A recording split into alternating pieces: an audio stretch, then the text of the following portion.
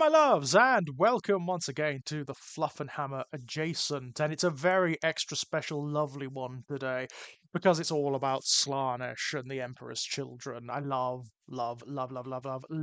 the Emperor's Children. One of the original Chaos Space Marine Legions in many respects. One of the very first ever detailed, way back when, in Slaves to Darkness, Realms of Chaos Slaves to Darkness, which dealt with the World Eaters and Emperor's Children primarily in 40k. It also had a weird little Black Legion list as well. And when I say weird, I mean really weird. The Black Legion has changed a lot since then. I mean, like the background of the Black Legion has changed almost completely since then, barring one or two extra little bits of details. The Emperor's Children have also changed an awful amount since then. In the original background back then, and really right up until the publication of the original Horus Heresy novels, the Emperor's Children were one of the legions that remained loyalist and that was sent to parley with Horus at Istvan. They were corrupted in a parley with Horus and his officers originally, and then turned on their allies. That was completely done away with for the more recent fluff, the more recent background, changed completely so that they, along with the World Eaters and the Death Guard, and the Iron Warriors, were one of the original legions that fell. And it's much cleaner. It does make more sense to do it that way, to be perfectly honest, and then leave just the Iron Warriors, Alpha Legion, and the Night Lords and the others who were present at Istvan to be the ones that turned on their allies. That makes a hell of a lot more sense. Now, the Emperor's Children, for me, are right up there with the Death Guard and the Thousand Sons. One of my favorites, one of my absolute favorites. In fact, if it came down to a competition between all of them, I think the Emperor's Children would probably win out. I love their background, I love their aesthetics, I love their ideology, and I mean, they are dedicated to my favorite chaos power, which is Slaanesh. I've got a real thing about Dionysian gods. When it comes down to it, in terms of my own personal ideologies, the way I perceive the world, and the way I operate internally, I'm more Dionysian than I am Hermetic. That's for damn sure. I believe in beauty and aesthetics and pleasure for their own sakes, as their own arguments. Now, obviously, Slaanesh is a bit extreme in that regard, in that there's no parameter at all in Slaanesh. Everything is welcome, everything is wonderful. And that's what's so interesting about the Emperor's Children. Um, Before they fell, the Emperor's Children were one of the legions where you could see them surviving. If the Great Crusade had succeeded and brought all of the galaxy under its purview and united all of the disparate factions and civilizations of humanity together in one empire, the Emperor's Children are one of the very, very few Space Marine legions you can see having a place in that structure, right? In the post Great Crusade world. Legions like the Space Wolves, the Iron Warriors, the World Eaters, the Night Lords, they had no place whatsoever. They would have had to have been destroyed. There would have been no choice. Angron was kind of right in that regard. They would have had to have been destroyed. Probably the Death Guard, too, to be honest. They wouldn't really have had a position or a slot in that world. But the Emperor's Children would have, and that's because, like the Thousand Sons, they're not just weapons. They're not just instruments of war. They believe in, or believed in, culture and in art and in intellectualism and philosophy and academia.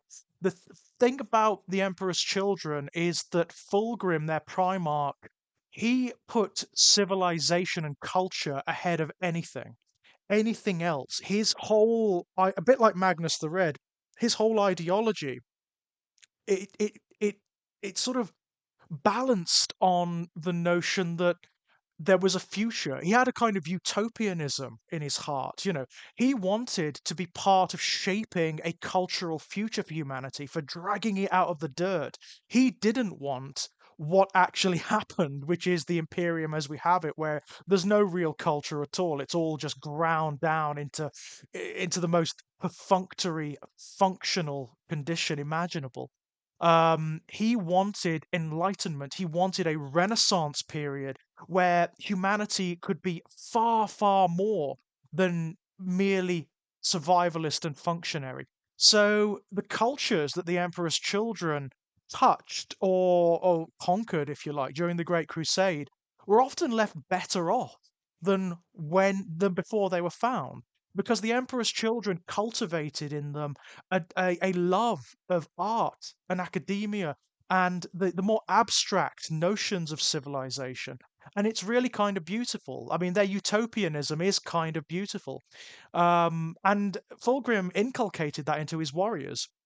So, unlike most of the Space Marine legions, they were a legion of individuals, of artists and musicians and composers and sculptors and poets and aesthetes.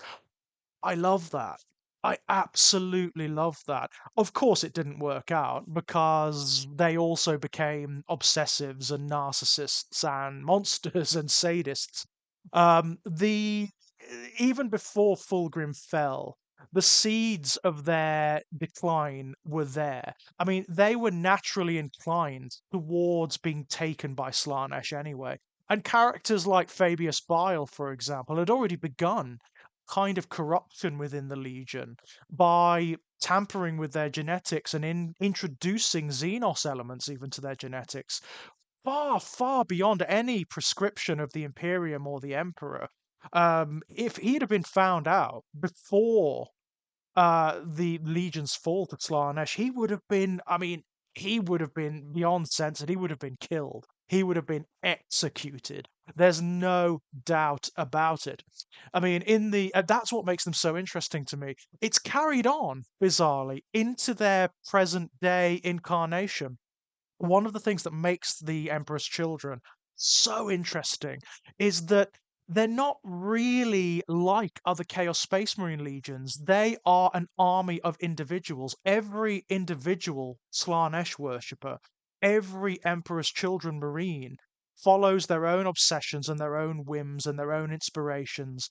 And that includes with regards to themselves and their own armor and weapons and their own bodies. They all cultivate themselves, sometimes surgically. They sculpt themselves and beautify themselves. So the scope for individuality in your miniatures and in the background for your army is huge. It's absolutely huge on a purely hobby level.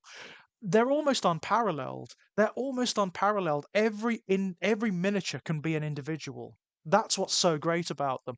And they will have their own unique armor and weapons and mutations and surgical enhancements and even color schemes. I mean, that's another thing. They don't follow any uniform, the Emperor's Children, not really. So you can kind of do what you like with them. There's such freedom in them.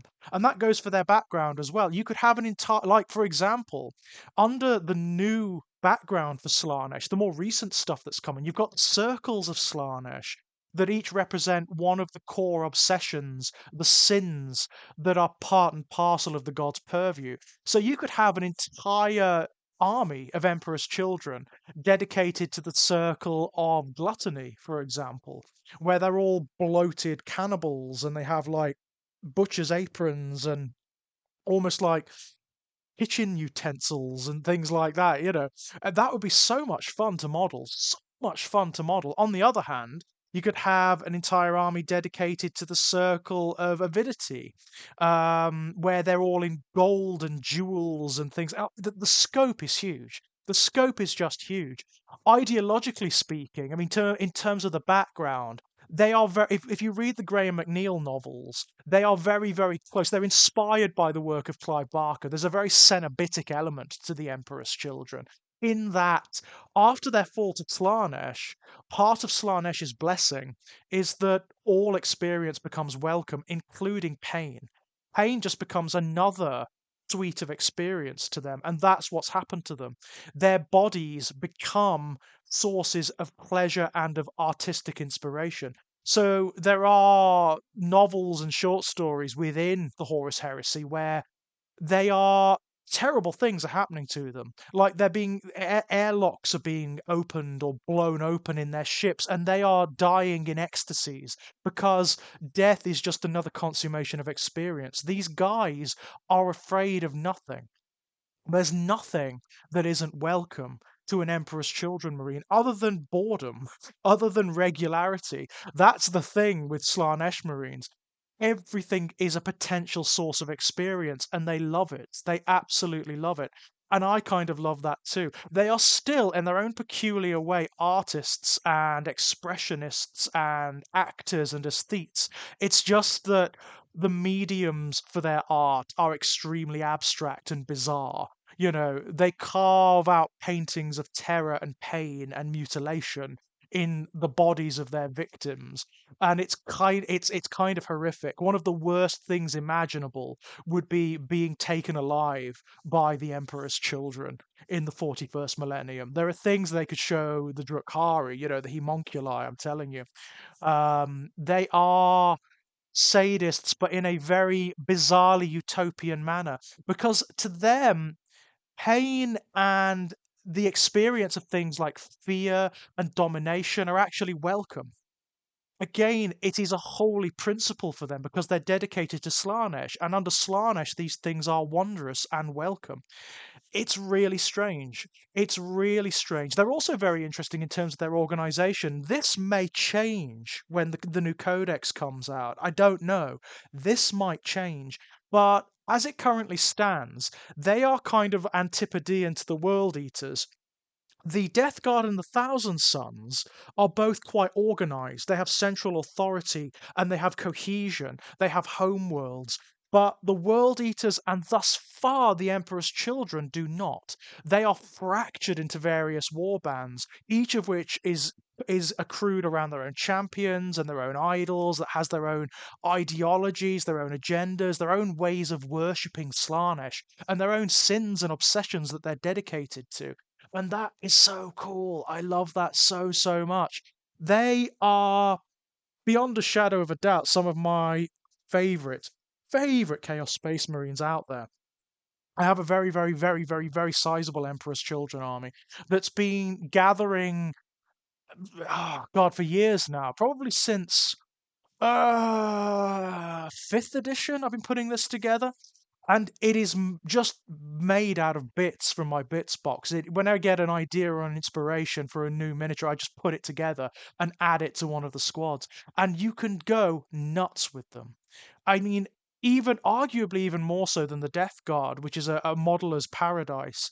You can make every miniature individual in an Emperor's Children army, and also it's a wonderful expression of the depths of your imagination. How awful can you make these guys? Just how tortured and mutated and twisted and cut open, and there's such wonderful stuff to be done here. I mean, very much so. Artists are a great inspiration. So, like Bosch and Beksinski and Giger, Clive Barker's work, the Cenobites are a great source of inspiration because that's kind of what they are. Of course, their core unit are the Noise Marines. And the Noise Marines have evolved a lot. They used to be a joke. I mean, they were introduced as a joke. They were literally hair metal Marines with guitars and silly mohawks and whatnot. But they have changed a lot. They've become much more priestly in nature and much more cenobitic.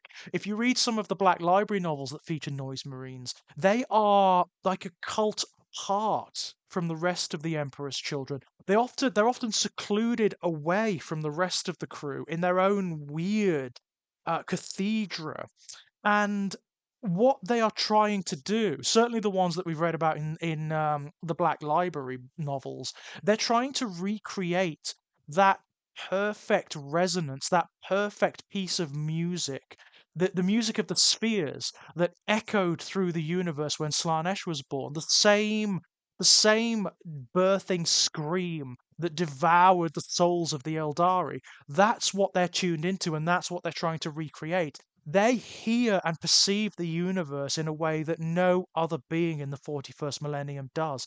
And it lends them this really strange, like isolated quality, a cenobitic quality, funnily enough, in a very literal sense.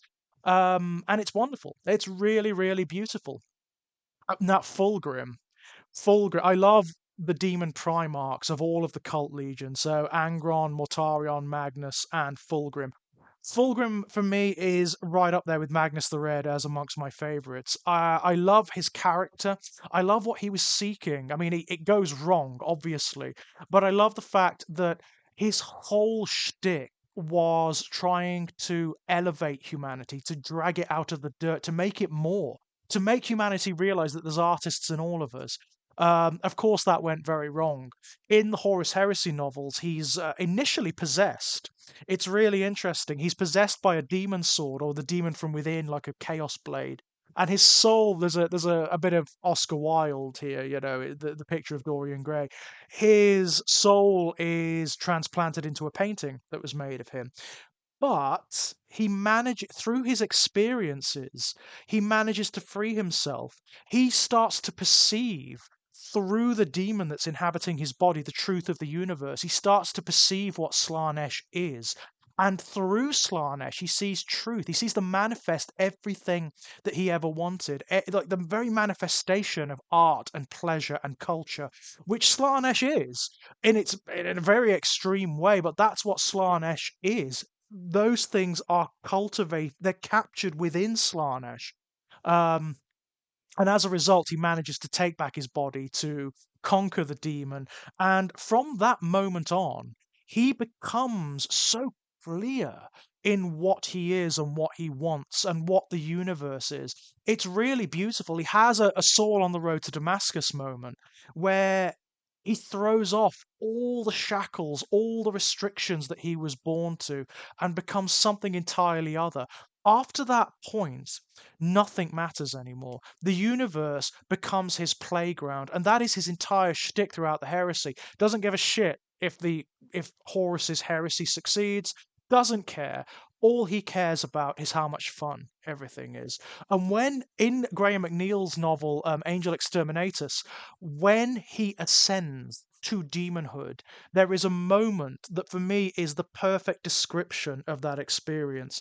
It's like his eyes open upon all of reality, all of creation. He sees in that split instant all time, all experience, all inspiration, all culture, all history is his to consume in that moment. And from that moment on, that's it. That's it. He becomes the very personification of abandon. There is no grander agenda in Fulgrim. He's not like Magnus, he's not like Mortarion, he's not even like Angron. He doesn't have like a plan per se. He's just having a ball. He's enjoying himself. He's taunting Robert Guilliman by sending him dark dreams from thousands of miles away. He's just enjoying himself, and there is nothing else to it. And I love that. I also love him aesthetically. I mean, all the demon Primarchs look amazing, but Fulgrim, when he becomes demonic, that serpent body, the four arms, the angel wings, he is astounding. He's so beautiful. My favorite aesthetically of all of them.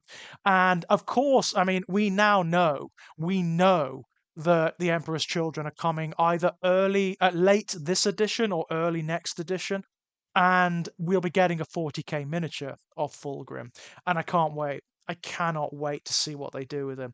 If the other Demon Primarchs are anything to go by, he'll be absolutely astounding, and he's going to be an auto buy for me. I mean, the entire Emperor's Children range will be.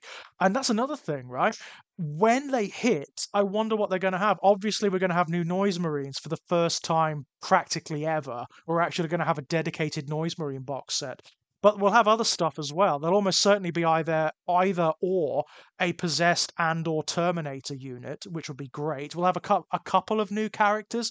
Lucius, we'll have a new Lucius, almost certainly.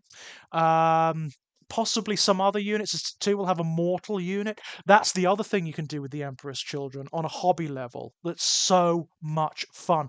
In the background, they're always accompanied by carnivals and orgies and gaggles of mortals that are dedicated to Slanesh that have also lost themselves.